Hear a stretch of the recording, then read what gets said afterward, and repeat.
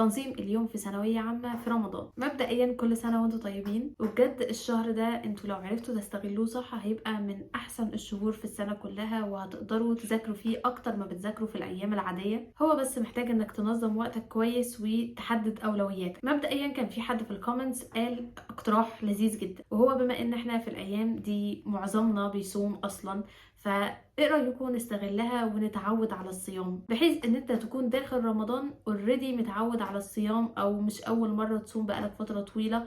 وكمان تكون متعود تذاكر امتى وتنظم يومك ازاي وانت صايم. فده اقتراح كويس جدا لو انك تبتدي دلوقتي مثلا تصوم اثنين وخميس كل اسبوع كده، بحيث ان انت تعود نفسك على الصيام. تاني حاجه هي انك قبل رمضان تجيب ورقه وقلم وتكتب فيهم كل حاجة بالتفصيل. ايه هي كل حاجة؟ هي اول حاجة مواعيد دروسك، تكتب مواعيد دروسك كل يوم بالتفصيل في رمضان. يوم السبت والثلاث كذا، يوم الاحد والاربع كذا، يوم الاثنين والخميس كذا، يوم الجمعة كذا. وتحط برضو مواعيد الفطار ومواعيد الصلاة ومواعيد صلاة التراويح ومواعيد صلاة الفجر ومواعيد كل حاجة. اي حاجة متحددة بمواعيد ثابتة تكتبها في الورقة دي عشان هنحتاجها بعدين. نيجي بالنسبة بقى لتنظيم اليوم نفسه. مبدئيا هنبتدي من ميعاد السحور.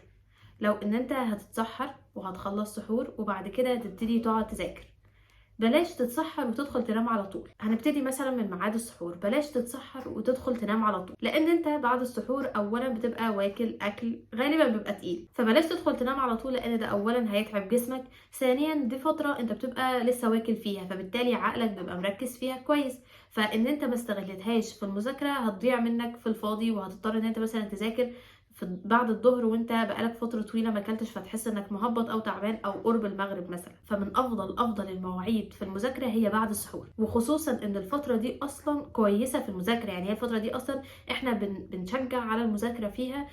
في العموم يعني احنا دايما بنقعد نقول اصحى بعد الفجر، ذاكر بعد الفجر. فهي الفتره دي انت بتبقى صاحي فيها اصلا، يعني مش هتبذل مجهود في انك تصحى فيها، فهتبقى كويسه جدا جدا. فعشان خاطري ما تضيعوهاش وذاكروا فيها جزء كويس من المذاكره اللي عندكم وجزء كبير وتقيل من المذاكره اللي عندكم. يعني مبدئيا كده عشان ما نتوهش من بعض، اول حاجه هنتسحر، وبعد كده هنصلي صلاه الفجر، وبعد كده هنقرا قران ورد اليومي بتاعنا عادي، او جزء من الورد على حسب ما انت هتعوز تقسمه يعني على اليوم. في ناس بتحب تقسم الورد على الايام، يعني على اليوم على الصلوات، وفي ناس بتحب تقرا الورد بتاعها في صلاه معينه. فايا كان اللي انت بتحب تعمله، اتسحر وصلي صلاة الفجر، وبعد كده اقرأ الورد بتاعك. بعد كده هنبتدي أول سيشن من المذاكرة، اللي هي هتبقى من بعد صلاة الفجر لحد ميعاد الدرس بتاعك مثلا. أو لو انت مثلا دروسك متأخرة ممكن تذاكر 3-4 ساعات وبعد كده تنام، وبعد كده تروح الدرس بتاعك. بعد كده تروح الدروس بتاعتك عادي جدا.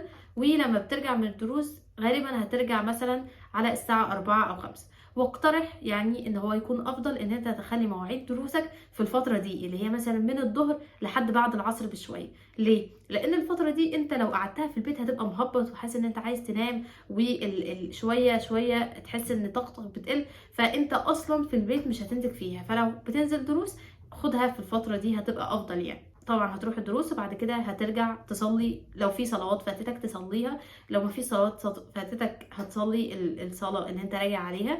وبعد كده في 2 اوبشن. الاوبشن الاول هو ان انت تقعد مثلا تقرأ قرآن، تستغفر، تقعد كده فترة روحانية تستغل فيها الشهر الكريم ده. او ان انت مثلا لو حابب او في عندك جزء من الطاقة ان انت تقعد مثلا تحل حاجة خفيفة، تذاكر حاجة خفيفة، مادة كويسة بالنسبة لك انت بتستوعبها بسرعة، لسه حاسس انك ما هبطتش قوي يعني في طاقة تذاكر، خلاص اقعد في الفترة دي اللي هي الساعة او الساعتين اللي ما بين ما ترجع لحد صلاة المغرب ذاكر فيها. بعد كده هيأذن المغرب، هتفطر وبعد كده هتصلي وبعد كده هتروح عشان تفطر مع عيلتك. بعد الفطار يعني شوية الفترة دي معظم الناس بتضيعها، فبلاش تضيعها انت. حاول مثلا في الفترة دي لو هتشوف مثلا حصة، لو هتذاكر حاجة، يعني ما تضيعهاش، لان الفترة دي معظم الناس بتقعد فيها تتكلم وحاجات كده، فما تضيعهاش يعني. لان الفترة دي كمان انت بتحس انك مهبط فيها، لان انت بتبقى اكلت وكده فتحس انك تقيل بقى.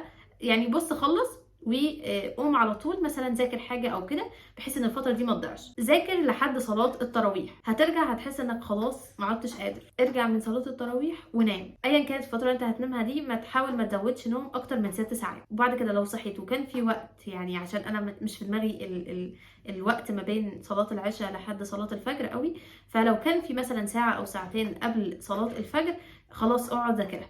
وكمان انت هتبقى فاطر، فدي فتره كويسه جدا جدا للمذاكره.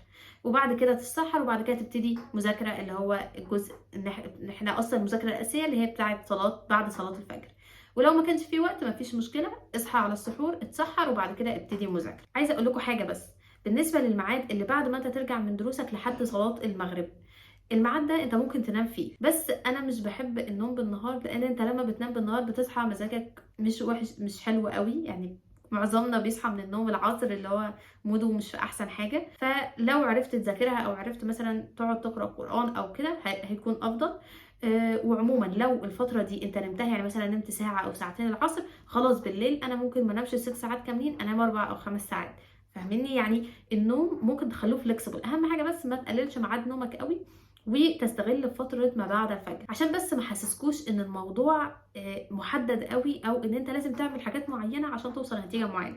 كان نصيحة بس محتاجة اقولها لكم في الاخر، لو نظمتوا على اساسها هتطلعوا باحسن نتيجة. اول حاجة، لو دروسك بعيدة وبتضيع فيها وقت وحاسس انك مش بتستفيد، انقلها اونلاين، بشرط ان انت تكون صارم مع نفسك في موضوع الاونلاين ده. في ناس كتير بتقعد تقول انا عاوز انقل دروسي اونلاين، بس انت لو نقلته اونلاين هتبقى انت المتحمل مسؤولية ده، خد بالك. يعني ان انت مش هتنقل اونلاين، فبالتالي انا خلاص بقى اعمل اللي انا عايزه وانام، او الدروس دي اراكمها او ايا كان. في رمضان انت الطاقه بتبقى قليله شويه، وكمان احنا ما بنحبش نضيع الوقت. فلو الدروس بتاعتك بعيده وانت بتضيع وقت والمدرس بيعيد في الميعاد، فبلاش، انقلها اونلاين، او خد مع مدرسين اونلاين واستفيد بالوقت اللي عندك ده، بس بشرط ان انت تلتزم بصرامه مع نفسك. تاني حاجه، ما تضيعش مذاكره بعد الفجر باي شكل من الاشكال. حاول ان انت الفتره دي تكون بتذاكرها. طيب الفتره دي استغلها كويس ازاي؟ عن طريق ان انا اكون نايم قبلها. يعني زي ما قلت لكم، حاول تنام من بعد التراويح لحد مثلا قبل السحور بشويه، او ايا كان. حابب ان انت تنام بالنهار، نام ايا كان، بس ما تجيش تنام بعد الفجر، لان انت بعد الفجر بتبقى في اعلى مراحل الطاقه بتاعتك، وبتبقى لسه بقى قاعد متسحر انت واخواتك ومصلي الفجر، فبتبقى الانرجي عاليه. فحاول على قد ما تقدر تستغلها. ودايما دايما البركه في البكور، فحاول انت تستغل الفتره دي، وخصوصا في رمضان. رقم 3، بلاش يا جماعة ننشغل بقى باللي هو المسلسلات والحاجات دي، لان في ناس كتير مثلا في البيت بيبقوا مشغلين المسلسلات، بغض النظر عن الحاجات دي طبعا يعني ما تنفعش في رمضان، ولكن في ناس بيبقى الجو العام اللي حواليها كده، او هي مش قادرة تتحكم فيه، ف بيقعدوا مثلا بعد الفطار يقعدوا بقى يتكلموا ويتفرجوا على المسلسلات ويضيعوا الوقت، وهكذا بعد التراويح، وهكذا قبل الفجر. فده بيضيع وقت كبير جدا، وهيحسسك ان رمضان عدى لا انت استفدت منه دينيا ولا انت استفدت منه تعليميا، والوقت ضاع في اللا شيء. حاول شويه تكون صارم مع نفسك في النقطه دي. رقم 4 هو ان انت حاول تاكل اكل على قد ما تقدر يكون صحي، يعني اكل كويس. يعني بلاش مثلا نقعد نفطر 700 طبق، ولا نتسحر 500 رغيف.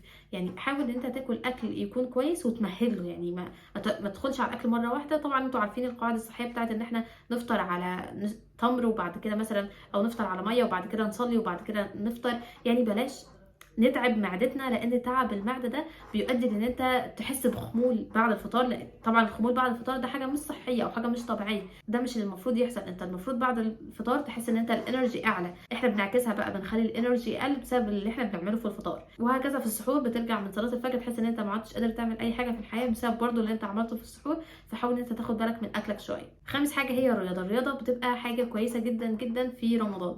وفي ناس متعوده على الرياضه، وفي ناس، يعني انا ما كنتش بمارس رياضه فانا بتكلم من تجربتي، لكن الرياضه هتبقى حاجه كويسه برضو، وهتشجعك وهتحفزك لو مثلا بعد الفطار او بعد التراويح او قبل التراويح، هتبقى حاجه كويسه. رقم 6 هي النوم. يعني ما تنامش كتير قوي وما تنامش قليل قوي. يعني ما تقومش بعد السحور نايم وبعد الفطار نايم. وفي ناس يعني اقول لهم ناموا، خدوا راحتكم في النوم، يقوموا نايمين 10 ساعات. هو 6 ساعات كفاية، خصوصًا يعني إحنا خلاص قعدنا مقربين على الامتحانات، 6 ساعات هيبقى كويس جدًا، جدًا وصحّي وهيأدي الغرض وهيخلّيك فايق وكل حاجة تمام، وفي نفس الوقت ما تقللش ميعاد نومك أوي، يعني ما تقللش عدد ساعات نومك لإن أنت أصلًا هتبقى صايم والenergy already قليلة، فأنت هتقللها زيادة بقلة النوم، فهتحس إنك خلاص يعني بتموت. رقم 7 وآخر حاجة، حاول إن أنت على قد ما تقدر تقرّب من ربنا في الفترة دي. أنا دايمًا باقول إن علاقتك بربنا في الفترة دي هي حاجة كبيرة أوي ومهمة أوي، أوي، أوي، أوي، أوي. طبعًا هي مهمة طول حياتك، ولكن في الفترة دي بالذات أنت بتحس إنك خلاص فعلًا يعني اقترب اللقاء بورقة الامتحان، وإن أنت فعلًا في فترة محتاج لربنا فيها في كل حاجة، ومحتاج لربنا فيها مش بس في الصلاة والصوم، لكن في تعاملاتك اليومية، في اللي أنت بتعمله في الخلوات بينك وبين نفسك، أي حاجة بقى أنت بتعملها غلط تجنبها، لو أهلك حاول تحسّن علاقتك بيها، لأن علاقتك مع أهلك بتأثّر بشكل كبير جدًا، جدًا في نفسيتك وفي حالتك الجسدية وفي تأديتك في المهام اليومية وفي امتحاناتك وفي الحاجات دي. حاول ترضي أهلك وتخلّي علاقتك بيهم كويسة، تصدّق على قد ما تقدر حتى لو بجنيه كل يوم، خلّي علاقتك مع ربنا كويسة ومع الناس اللي بتتعامل معاها، خلّي يعني في وصلة خير بينك وبين ربنا، لإن أنت هتحتاجه كتير جدًا الفترة الجاية، تأكدوا والله إن الله لا يضيع أجر من أحسن عملًا، وخليكم كده قريبين من ربنا، وهو بإذن الله هينزل السكينة على قلوبكم يعني، وما تقلقوش خالص والله الموضوع بسيط يعني خلاص كل حاجة بتعدّي فعلًا، وزي ما السَنة كنت حاسس إنها فاضل كتير أوي وتخلص وإيه ده خلاص هي قرّبت، ولو أنت قدّامك حاجات كتير لسه ما خلّصتهاش ما تقلقش لسه في فرصة تعوّض، بس أنا باقول لكم إن هو يعني خلاص اللي قدّامه حلم أو قدّامه حاجة خلاص قرّب هيوصل لها، فخلّوا عندكم يقين بالله وثقة في نفسكم، وخلّي في دماغكم جملة جميلة جدًا: ظننا بالله دايمًا أنه لن يضيّعنا، وحاشاه سبحانه وتعالى أن يضع فيك أملًا ثم يضيّعه. وتأكد إن ربنا بيعطي أصعب المعارك لأقوى جنوده، وعشان كده ربنا حطك في الاختبار ده وهو متأكد إن أنت تقدر تتخطاه وتوصل بيه لأحسن نتيجة مع نفسك ومع أهلك مع مستقبلك. وبس أتمنى لكم الخير في كل حاجة في حياتكم، وبس كده.